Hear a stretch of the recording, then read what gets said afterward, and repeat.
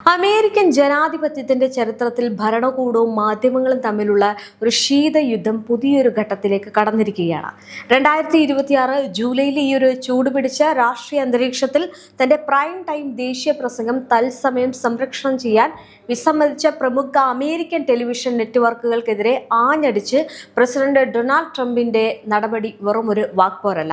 നമുക്കറിയാം, ഇറാനും അമേരിക്കയുമായിട്ടുള്ള യുദ്ധം കടുക്കുകയാണ്. സൈനിക സന്നാഹങ്ങളുമായിട്ട് ഇരു രാജ്യങ്ങളും പോരാടുമ്പോൾ പശ്ചിമേഷ്യ അവിടെ വിറങ്ങലിച്ചു നിൽക്കുകയാണ്. വലിയ ഭീതിയാണ്. ഇരു രാജ്യങ്ങൾക്ക് നാശനഷ്ടം ഉണ്ടാകുന്നുണ്ട്. ഇതിനപ്പുറത്തേക്ക് സ്വന്തം രാജ്യത്ത് നിന്ന് തന്നെ ട്രംപിന് വലിയ വെല്ലുവിളി ഉണ്ടാകുന്നുണ്ട്. ഈ നവംബറിൽ തെരഞ്ഞെടുപ്പ് അടുത്തിരിക്കുകയാണ്. ആ തെരഞ്ഞെടുപ്പിൽ പരാജയം ഉണ്ടാകുമെന്നുള്ള ഒരു ഭീതി ഇപ്പോൾ ട്രംപിന് ഉണ്ടാകുന്നുണ്ട്. ഇതിനിടയിൽ സ്വന്തം രാജ്യത്തെ മാധ്യമങ്ങൾക്ക് എതിരെയും ട്രംപ് വന്നിരിക്കുകയാണ്. ഇതെല്ലാം കൂട്ടി വായിക്കുമ്പോൾ ട്രംപിന് ഏകദേശം എല്ലാവരുടെയും ഒരു ഭാഗത്ത് നിന്നും വലിയൊരു വെറുപ്പ് വാങ്ങിക്കൂട്ടുന്നു എന്ന് ഇതിൽ നിന്ന് മനസ്സിലാക്കാൻ സാധിക്കും.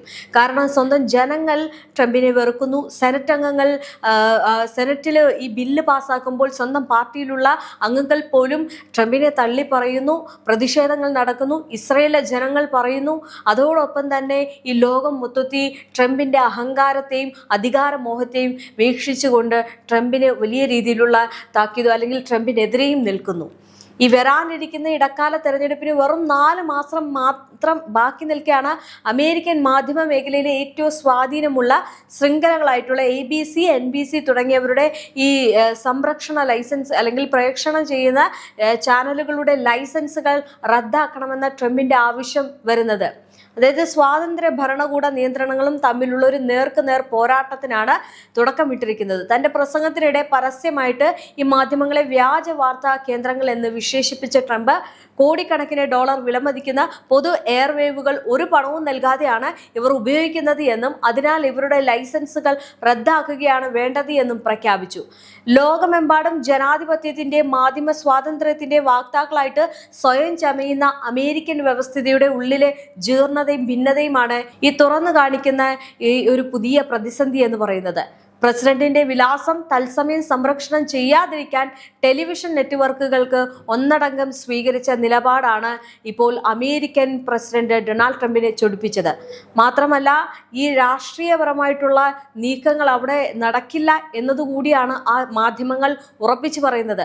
തങ്ങളുടെ പ്രധാന ചാനലുകളിൽ സംരക്ഷണം ചെയ്യുന്നതിന് പകരം ABC തങ്ങളുടെ സ്ട്രീമിംഗ് പ്ലാറ്റ്ഫോമായിട്ടുള്ള ABC ന്യൂസ് ലൈവിലേക്കും NBC തങ്ങളുടെ സ്ട്രീമിംഗ് സേവനമായിട്ടുള്ള NBC ന്യൂസ് നൗവിലേക്കും പ്രസംഗത്തെ ഒതുക്കി ഈ മെയിൻ സ്ട്രീമിൽ ഒന്നും തന്നെ ഇട്ടില്ല. CNN ആകട്ടെ അവരുടെ പ്രധാന കേബിൾ നെറ്റ്വർക്കിൽ നിന്ന് പ്രസംഗം പൂർണ്ണമായും ഒഴിവാക്കി വെബ്സൈറ്റിലും സബ്സ്ക്രിപ്ഷൻ സർവീസിലും മാത്രമായിട്ട് ചുരുക്കി. തെറ്റായ വിവരങ്ങളും അടിസ്ഥാനരഹിതമായിട്ടുള്ള അവകാശവാദങ്ങളും പ്രചരിപ്പിക്കുന്നത് തടയാനാണ് ഈ നീക്കമെന്ന് മാധ്യമങ്ങൾ അവകാശപ്പെടുമ്പോൾ ഡെമോക്രാറ്റിക് പ്രതിനിധിയായ അലക്സാൻഡ്രിയ ഒക്കാസിയോ കോർട്ടനസ് ഉൾപ്പെടെയുള്ള രാഷ്ട്രീയ എതിരാളികളുടെ സമ്മർദ്ദത്തിന് വഴങ്ങിയാണ് ഈ മാധ്യമങ്ങൾ പ്രവർത്തിച്ചത് എന്ന ആക്ഷേപവും ശക്തമാണ്.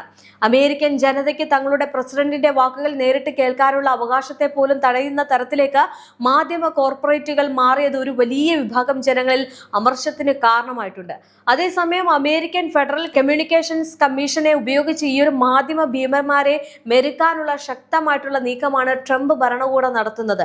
ട്രംപ് അനുകൂലിയായിട്ടുള്ള FCC ചെയർമാൻ ബ്രണ്ടൻ കാർ ഇതിനോടകം തന്നെ തന്റെ പ്രമുഖ ശൃംഖലകൾക്കെതിരെ നടപടികളുമായിട്ട് മുന്നോട്ട് പോയി കഴിഞ്ഞു. ABCയുടെ ചില പ്രേക്ഷണ ലൈസൻസുകൾ നേരത്തെ തന്നെ പുനഃപരിശോധനയ്ക്ക് വിധേയമാക്കാനും അവരുടെ ജനപ്രിയ ടോക്ക് ഷോ ആയിട്ടുള്ള ദി വ്യൂവുമായിട്ട് ബന്ധപ്പെട്ട തുല്യ സമയ നിയമങ്ങളും ലംഘനവും അന്വേഷിക്കാനും ബ്രണ്ട് കാർ മുതിർന്നിട്ടുണ്ട്. ഈ മാധ്യമങ്ങൾ ജനതാൽപര്യത്തിനല്ല പ്രവർത്തിക്കുന്നതെന്നും അവർക്ക് ലൈസൻസ് റദ്ദാക്കിയാൽ ഉൾപ്പെടെയുള്ള കടുത്ത ശിക്ഷകൾ നൽകണമെന്നും FCC ചെയർമാൻ വാദിക്കുന്നത് അമേരിക്കയിലെ തന്നെ ഭരണഘടനാ വിദഗ്ധരെ ആശങ്കപ്പെടുത്തുന്നുണ്ട്.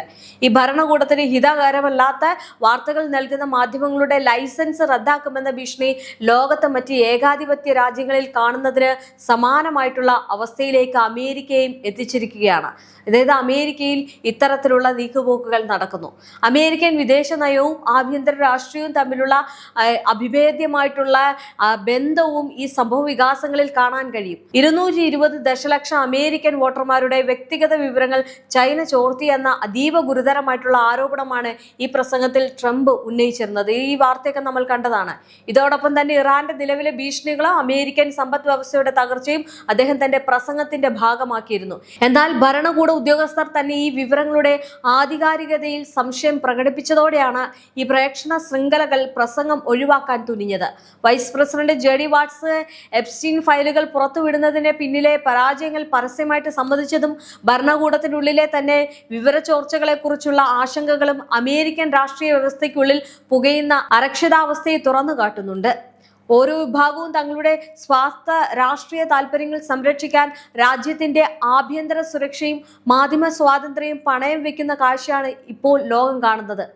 മാധ്യമങ്ങളുടെ ഏകപക്ഷീയമായിട്ടുള്ള കോർപ്പറേറ്റ് നിയന്ത്രണവും ഭരണകൂടത്തിന്റെ പ്രതികാര നടപടികളും ഒരേപോലെ അമേരിക്കൻ ജനാധിപത്യത്തിന്റെ പരാജയത്തിലേക്കാണ് വിരൽ ചൂണ്ടുന്നത്. ഒരു വശത്ത് വാർത്തകളെ തങ്ങൾക്ക് അനുകൂലമായി മാത്രം വളച്ചൊടിക്കുന്ന വൻകിട മാധ്യമ കോർപ്പറേറ്റുകൾ, മറുവശത്ത് തങ്ങളുടെ അധികാരം ഉപയോഗിച്ച് മാധ്യമങ്ങളെ പൂർണ്ണമായും നിശബ്ദമാക്കാൻ ശ്രമിക്കുന്ന വൈറ്റ് ഹൗസ്. ചൈനയും ഇറാനും ഉയർത്തുന്ന ഭീഷണിയേക്കാൾ അമേരിക്ക ഇന്ന് അലട്ടുന്നത് ഇവരുടെ ഉള്ളിൽ തന്നെയുള്ള ജനാധിപത്യ മൂല്യങ്ങളുടെ തകർച്ചയാണ്. വരാനിരിക്കുന്ന തെരഞ്ഞെടുപ്പ് സുരക്ഷിതമായിട്ട് നടത്താൻ പോലും ആകാത്ത വിധം ഭിന്നിച്ചു നിൽക്കുന്ന ഈ ഒരു വൻ ശക്തി ഇപ്പോൾ ലോകത്തിന് മുന്നിൽ ഒരിക്കൽ കൂടി പരിഹാസ്യപാത്രമായിട്ട് മാറുകയാണ്. അമേരിക്കയിലെ ഈ ഒരു രാഷ്ട്രീയ മാധ്യമ കോലാഹലം വെറും ഒരു ഭരണപരമായിട്ടുള്ള തർക്കം മാത്രമല്ല, മറിച്ച് ഈ ദ്രവിച്ചു പോകുന്ന ഒരു രാഷ്ട്രീയ വ്യവസ്ഥയുടെ നേർക്കാഴ്ച കൂടിയാണ്. ഇനി ഞാൻ നേരത്തെ പറഞ്ഞതുപോലെ തന്നെ 20 ദശലക്ഷം അമേരിക്കൻ വോട്ടർമാരുടെ വിവരങ്ങൾ ചൈന ചോർത്തിയെന്ന് പറയുന്നതും ഒരു രാഷ്ട്രീയ തന്ത്രമാണ്. അമേരിക്കയിലെ ആഭ്യന്തര തർക്കങ്ങളും രാഷ്ട്രീയ ചേരിതിരിവുകളും മൂർച്ഛിക്കുമ്പോഴെല്ലാം ജനശ്രദ്ധ തിരിക്കാൻ ചൈനയെ പ്രതിക്കൂട്ടിലാക്കുക എന്നത് അവിടുത്തെ നേതാക്കളുടെ സ്ഥിരം തന്ത്രമാണ്. ട്രംപ് ആരോപിക്കുന്നത് പോലെ ഇത്രയും വലിയ ഡാറ്റ ചോർന്നിട്ടുണ്ടെങ്കിൽ അത് അമേരിക്കൻ ഇന്റലിജൻസ് ഏജൻസികളുടെയും സുരക്ഷാ സംവിധാനങ്ങളുടെയും ചരിത്രപരമായിട്ടുള്ള പരാജയത്തെയാണ് ചൂണ്ടിക്കാണിക്കുന്നത്. തങ്ങളുടെ പരാജയം സമ്മതിക്കുന്നതിന് പകരം ഡീപ് സ്റ്റേറ്റ് ഘടകങ്ങൾ തങ്ങളെ ഒതുക്കാൻ ശ്രമിക്കുകയാണെന്ന ഗൂഢാലോചന സിദ്ധാന്തങ്ങളുമായിട്ട് അമേരിക്കൻ നേതാക്കൾ തന്നെ രംഗത്തെത്തുന്നത് ആ രാജ്യത്തിന്റെ രാഷ്ട്രീയ ജീർണതയെ വ്യക്തമാക്കുന്നു. 2020 പോലെ തെരഞ്ഞെടുപ്പിൽ വൻ അട്ടിമറി നടന്നു എന്ന് കാണിച്ച് ട്രംപും അദ്ദേഹത്തിന്റെ സഖ്യകക്ഷികൾ നൽകിയ 60-ലധികം കേസുകൾ അമേരിക്കൻ കോടതികൾ തന്നെ തള്ളിക്കളഞ്ഞ ചരിത്രവും നമുക്ക് മുന്നിലുണ്ട്. സ്വന്തം രാജ്യത്തെ അന്വേഷണ ഏജൻസികളും കോടതികളും പോലും തള്ളിക്കളഞ്ഞ ആരോപണങ്ങൾ വീണ്ടും ആവർത്തിച്ച് ചൈനയെ കുറ്റപ്പെടുത്തുന്നത് ആഭ്യന്തര രാഷ്ട്രീയത്തിൽ നേട്ടമുണ്ടാക്കാനുള്ള തരംതാണ ശ്രമം മാത്രമാണ്. ഇതാണ് ഈ സംരക്ഷണം ചെയ്യാതിരുന്നത്. അമേരിക്കയുടെ ഇത്തരം അടിസ്ഥാനരഹിതമായിട്ടുള്ള ആരോപണങ്ങളോട് വളരെ കൃത്യവും അന്തസത്തവുമായിട്ടുള്ള മറുപടിയാണ് ചൈന എപ്പോഴും സ്വീകരിച്ചിട്ടുള്ളത്. മറ്റു രാജ്യങ്ങളുടെ ആഭ്യന്തര കാര്യങ്ങളിൽ ഇടപെടാത്ത നയമാണ് ചൈനയ്ക്ക് എപ്പോഴും ഉള്ളത് എന്നും അമേരിക്കൻ തെരഞ്ഞെടുപ്പ് എന്നത് അവരുടെ ആഭ്യന്തര കാര്യം മാത്രമാണെന്നും ചൈനീസ് വക്താക്കൾ ഇതിനോടകം തന്നെ വ്യക്തമാക്കിയിട്ടുണ്ട്. ഉത്തരവാദിത്തമുള്ള ഒരു രാജ്യം എങ്ങനെ പെരുമാറണം എന്നാണ് ചൈനയുടെ ഈ ഒരു നിലപാട് കാണിക്കുന്നത്. അമേരിക്ക ഒരു വശത്ത് ചൈനയെ ഭയപ്പെടുത്തുകയും അവരുടെ വളർച്ചയെ തടയാൻ ശ്രമിക്കുകയും ചെയ്യുമ്പോൾ മറുവശത്ത് ചൈന തങ്ങളുടെ സാമ്പത്തിക സാങ്കേതിക മേഖലകളെ കൂടുതൽ ശക്തിപ്പെടുത്തുന്ന തിരക്കിലാണ്. എന്തായാലും സൈബർ മേഖലയിലും പ്രതിരോധ രംഗത്തും ചൈന കൈവരിച്ച നേട്ടങ്ങളെ നേരിടാൻ കഴിയാത്തതിന്റെ നിരാശയാണ് അമേരിക്കൻ ഭരണാധികാരികളുടെ വാക്കുകളിൽ പ്രതിഫലിക്കുന്നത്. ഭാവിയിലെ തെരഞ്ഞെടുപ്പുകളെ നേരിടാൻ അമേരിക്ക ഒരുങ്ങുമ്പോൾ സ്വന്തം പരാജയങ്ങൾക്കും വീഴ്ചകൾക്കും ചൈനയെ പഴിചാരുന്ന രീതി തുടരുന്നത് രാജ്യത്തിന്റെ അടിത്തറ ഇളകും.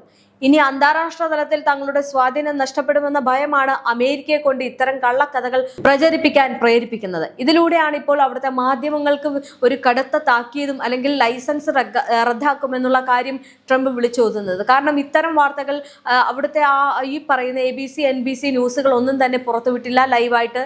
അതുകൊണ്ട് തന്നെ അവർക്കെതിരെ നീങ്ങുന്ന ഒരു നയമാണ് ഇപ്പോൾ ട്രംപ് സ്വീകരിച്ചിരിക്കുന്നത്. എന്തായാലും ട്രംപ് ഇത്തരം കാര്യങ്ങൾ പറയുമ്പോൾ ഈ തെരഞ്ഞെടുപ്പ് വലിയ വിനയായിട്ട് മാറും.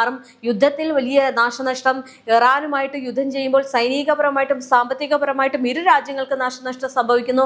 ഇനി അതിലുപരി ഈ നവംബറിൽ നടക്കുന്ന തെരഞ്ഞെടുപ്പിൽ ജനങ്ങൾ വലിയ രീതിയിൽ തന്നെ ട്രംപിനെതിരെ നിൽക്കുന്നു.